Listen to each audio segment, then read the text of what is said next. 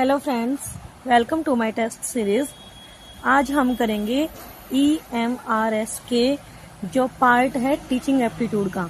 उसके लिए हम करेंगे कॉन्सेप्ट ऑफ लर्निंग, अधिगम की अवधारणा। ओके, जो अधिगम है, अधिगम मीन्स सीखना। सीखना है जो उसका कॉन्सेप्ट क्या है एंड इसकी कैरेक्टरिस्टिक्स, जो सीखने की विशेषताएं हैं वो क्या क्या है। जो सीखना है कहाँ से शुरू होता है, कहाँ तक चलता है, और ये इसकी क्या प्रोसेस है, और जो लर्निंग है उसके अंदर इसका जो नेचर है लर्निंग का वो कैसा होता है, इसका एनवायरनमेंट कैसा होता है, और जो लर्निंग किस चीज पर डिपेंड करती है, ये सब बातें हम इस वीडियो में कवर करेंगे। ओके, ध्यान से देखें वीडियो को। जो लास्ट वीडियो थी हमने उसमें कवर किया था कॉन्सेप्ट ऑफ टीचिंग। जब तक हम कॉन्सेप्ट ऑफ टीचिंग नहीं सीखेंगे तो हमें कॉन्सेप्ट ऑफ लर्निंग भी नहीं समझ आ सकती। ओके, तो कॉन्सेप्ट ऑफ लर्निंग करने से पहले आपको कॉन्सेप्ट ऑफ टीचिंग भी बिल्कुल मस्ट है ये करना, तभी आप कॉन्सेप्ट ऑफ लर्निंग पे आए। और जो ये डिटेल में करवाया जा रहा है आपको, बिल्कुल इसमें जो भी टॉपिक्स आएंगे वो बिल्कुल डिटेल में आपको करवाए जाएंगे। ओके, ताकि आपके एग्जाम में आपको कोई भी कंफ्यूजन ना हो। Let's start concept of learning, meaning and definition.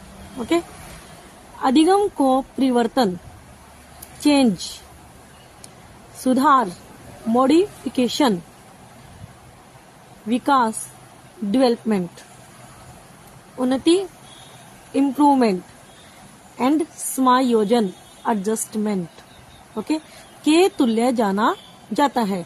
जो अधिगम है, जो सीखना है, अगर हम किसी भी चीज को सीखते हैं, किसी भी सब्जेक्ट को, किसी भी टॉपिक को, कोई किसी भी एक्टिविटी को अगर हम सीखते हैं तो उससे हमें क्या होगा, परिवर्तन आएगा। हमारे जो बिहेवियर है, हैबिट्स हैं, स्किल्स हैं, उसमें चेंज आएगा, इम्प्रूवमेंट होगी, डेवलपमेंट होगी एंड ग्रोथ होगी, समायोजन, जो एडजस्टमेंट है। जो लर्निंग है वो सबसे मेन जो पॉइंट इसमें रहेगा एडजस्टमेंट का। ओके, जो एडजस्टमेंट, अगर हम किसी भी चीज के लिए एडजस्टमेंट करना सीख जाते हैं तो लर्निंग ऑटोमेटिकली एक्टिव हो जाती है। ओके, अगर हम किसी एनवायरनमेंट में, किसी जगह पर, किसी भी स्कूल में, किसी भी क्लास में अगर हम एडजस्ट नहीं कर पाएंगे तो लर्निंग तो पॉसिबल हो ही नहीं सकती। इसलिए जो लर्निंग है उसको एडजस्टमेंट का भी एक दूसरा रूप बोला जाता है। ओके, और लर्निंग से हमारे जो हमें अनुभव भी मिलेंगे, एक्सपीरियंसेस, ओके, चेंज होगा, इम्प्रूवमेंट होगा, सब कुछ लर्निंग से ही पॉसिबल है। ओके, और लर्निंग तभी होगी जब हम एडजस्टमेंट कर पाएंगे।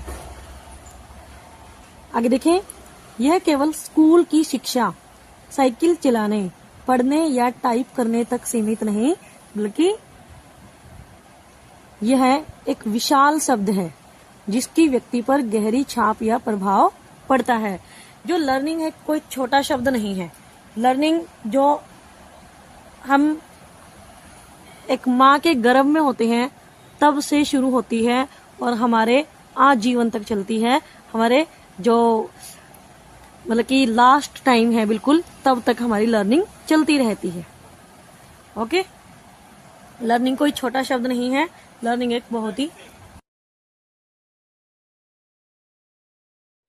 एक विशाल शब्द है।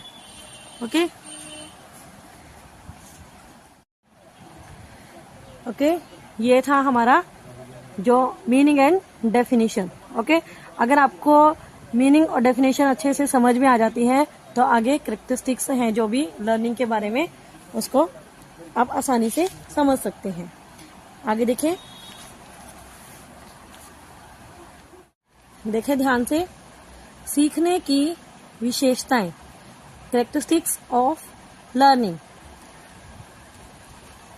फर्स्ट पॉइंट इज व्यवहार में प्रगतिशील सुधार, जो भी डेफिनेशन में आपको बताया था, चेंज, ठीक है।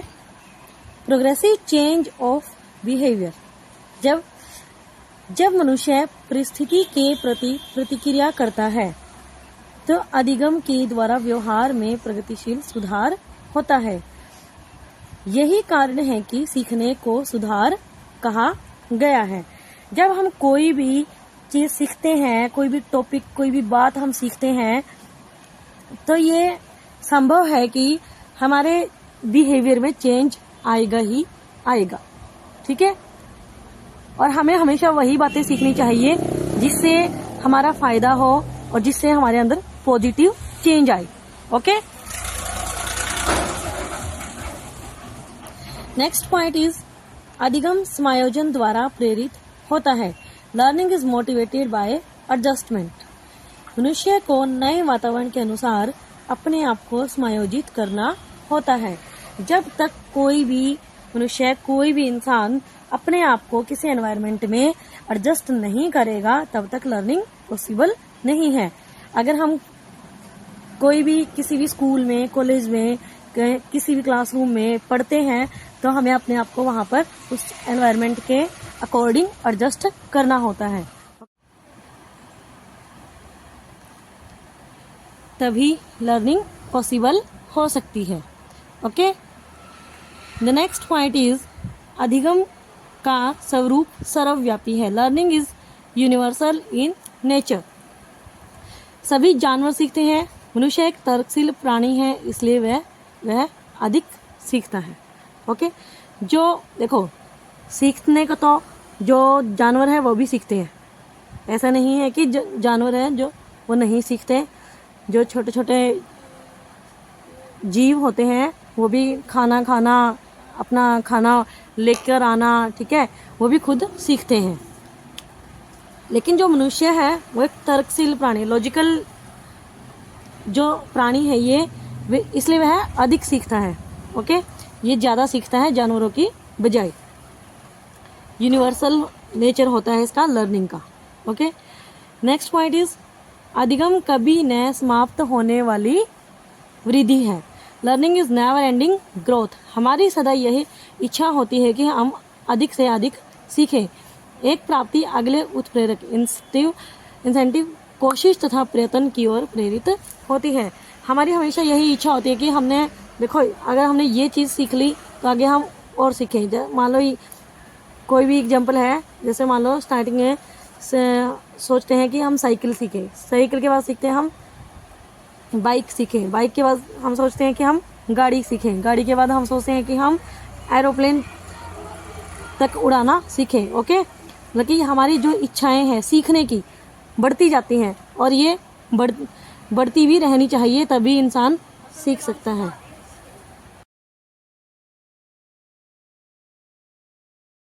Okay, the next point is अधिगम निरंतर है।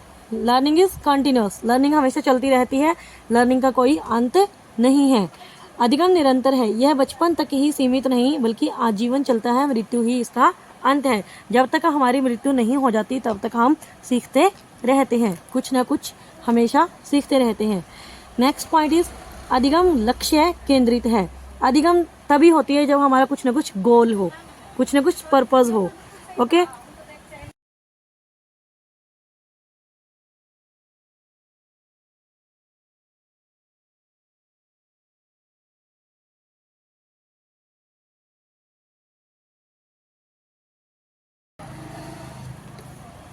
जब लक्ष्य स्पष्ट और साफ हो तो अधिगम उद्देश्य केंद्रित बन जाता है और विद्यार्थी को लाभ पहुंचाता है।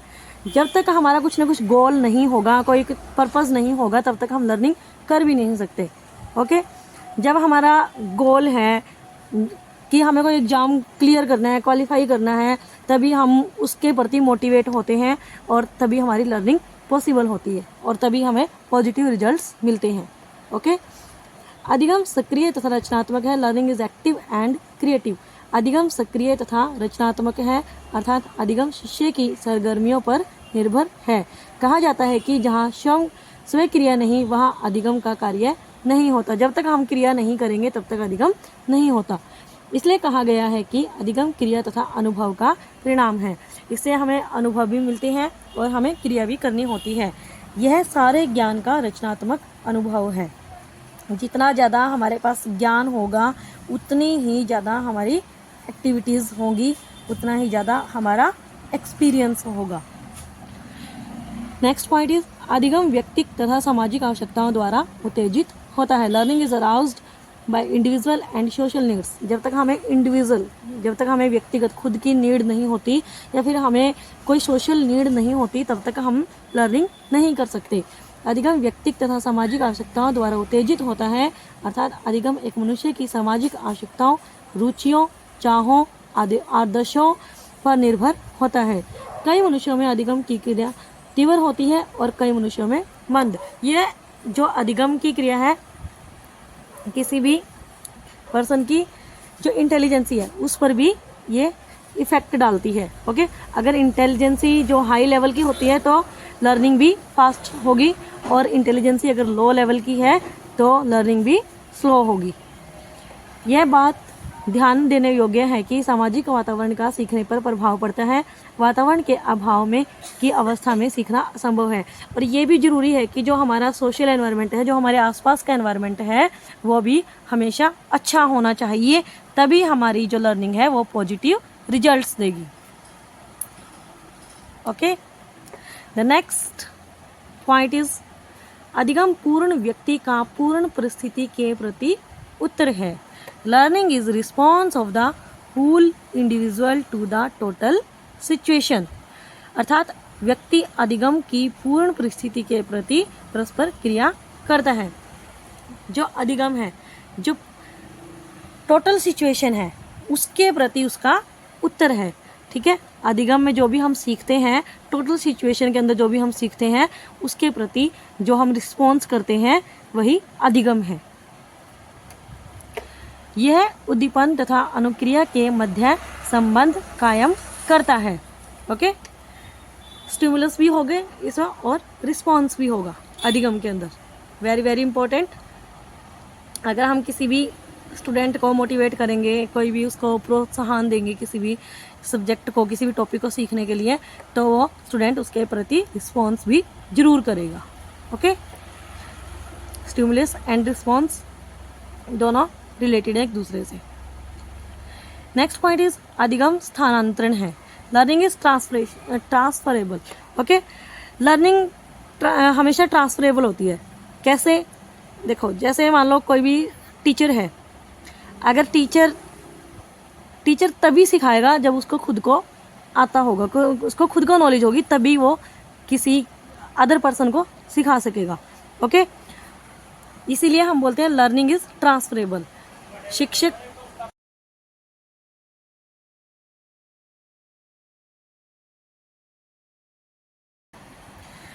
जो टीचर है, पहले वो लर्निंग उसकी होगी, अगर उसको आता होगा तो लर्निंग ट्रांसफर करेगा दूसरे पर्सन के थ्रू, दूसरे पर्सन में। ओके, वो उसको ट्रांसफर कर देगा।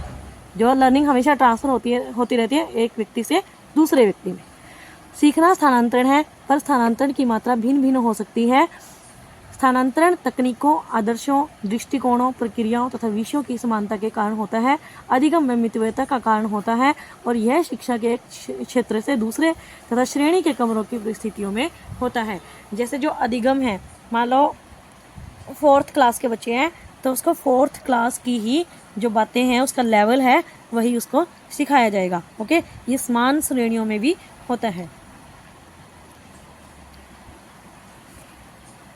ओके,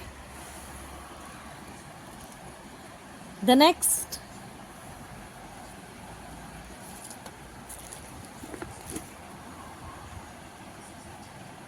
ध्यान से देखें। द नेक्स्ट पॉइंट इज अधिगम संज्ञात्मक, भावात्मक तथा क्रियात्मक पक्ष में संभव है। Very very important. ओके, इसी से आगे हमारा जो इंस्ट्रक्शनल ऑब्जेक्टिव्स है वो चलेंगे। अधिगम संज्ञात्मक, जो ये तीनों हैं, तीनों साइड्स हैं, जो संज्ञात्मक, भावात्मक, क्रियात्मक, कॉग्निटिव, अफेक्टिव एंड कोनेटिव, जो डोमेन है, ये ब्लूम्स के द्वारा इंस्ट्रक्शनल ऑब्जेक्टिव्स में दी गई हैं। ओके, और ये तीनों को भी हम जो नेक्स्ट वीडियोस रहेंगी उसमें हम डिटेल में करेंगे। ये ब्लूम के द्वारा दिए गए 3 उद्देश्य होते हैं। ओके, अधिगम संज्ञात्मक, भावात्मक तथा क्रियात्मक पक्ष में संभव है। Learning is possible on cognitive, affective and cognitive side. देखो, इसको हम डिटेल में करेंगे नेक्स्ट वीडियोस में, लेकिन आपको अभी इसमें समझना है संज्ञात्मक क्या होता है, भावात्मक क्या होता है और क्रियात्मक क्या होता है। ज्ञान प्राप्त करना संज्ञात्मक, नॉलेज को गेन करना संज्ञात्मक।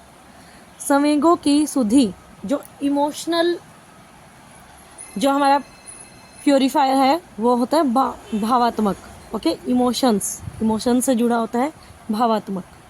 तथा कुशलताओं और आदतों का विकास, कुशलताओं स्किल्स और जो हैबिट्स है उनका विकास। ओके, साइकोमोटर भी बोलते हैं कॉग्निटिव को, साइकोमोटर डोमेन। ओके, जो कुशलताएं हैं और आदतों का विकास है वो क्रियात्मक पक्ष में शामिल आता है। इसमें फिजिकल एक्टिविटीज शामिल होती है।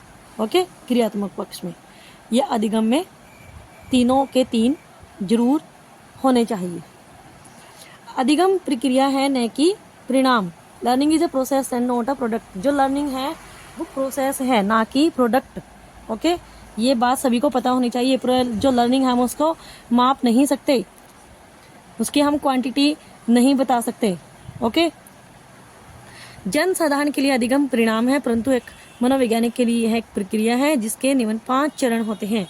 देखो, जो साइकोलॉजिस्ट्स होते हैं उनके अकॉर्डिंग जो अधिगम है उसके 5 चरण हैं। ओके, प्रेरणा अथवा आवश्यकता, प्रेरणा अथवा आवश्यकता, मोटिव और नीड। अधिगम देखो कैसे स्टार्ट होता है। सबसे पहले प्रेरणा अथवा आवश्यकता पैदा होती है। अधिगम कब शुरू होगा? जब तक हमें किसी भी जो हमारी ज़रूरत है उसके लिए हमें प्रेरणा नहीं मिलेगी, या फिर हमें किसी भी चीज़ की, किसी भी बात की, किसी भी टॉपिक की हमें आवश्यकता नहीं पड़ेगी, तब तक अधिगम संभव नहीं है। ओके, आवश्यकता, मोटिव और नीड पहला जो चरण है। ओके, प्रेरणा एक शक्ति है जो किसी मनुष्य का व्यवहार करने या कोई विशेष कार्य करने के लिए विवश करती है। प्रेरणा से ही हम किसी भी कार्य को कर सकते हैं। अगर हमारे अंदर प्रेरणा नहीं होगी किसी भी चीज़ को करने की तो हम कोई कार्य नहीं कर सकते। तो जो प्रेरणा है या आवश्यकता है वो पहला पॉइंट है लर्निंग के लिए, जरूरी पॉइंट्स है। ओके, उद्देश्य, गोल। यदि प्रेरक अथवा आवश्यकता उपस्थित हो तो अध्यापक या कोई और मनुष्य उद्देश्य दे सकता है। अगर हमें देखो, हमें हमारे अंदर प्रेरणा भी है और हमें उस चीज़ की आवश्यकता भी है, लेकिन हमें पता ही नहीं क्या करना है।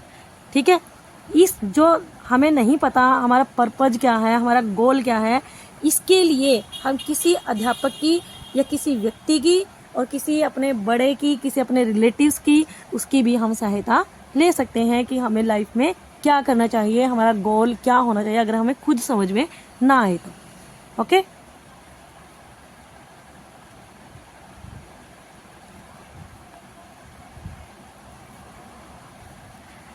The next point is adjustment.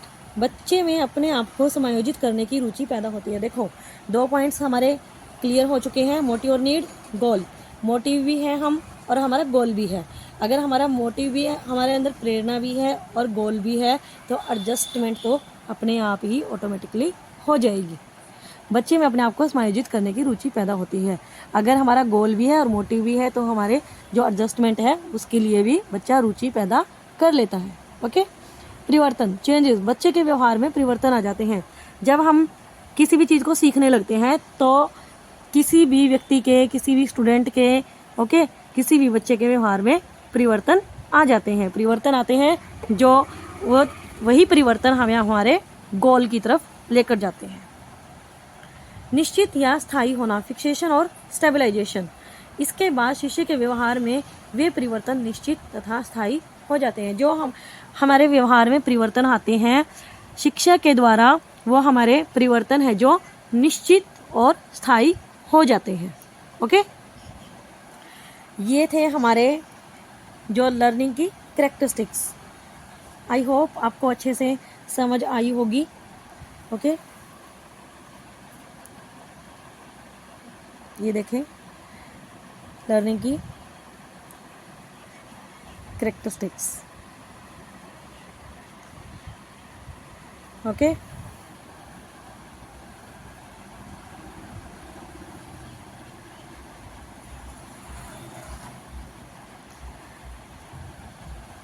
ये था हमारा concept of learning and characteristics of learning.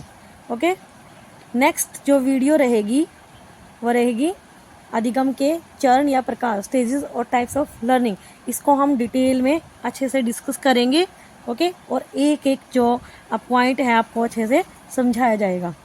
Okay, अगर आपको वीडियो पसंद आई हो तो please like, share and subscribe my channel. Thank you so much.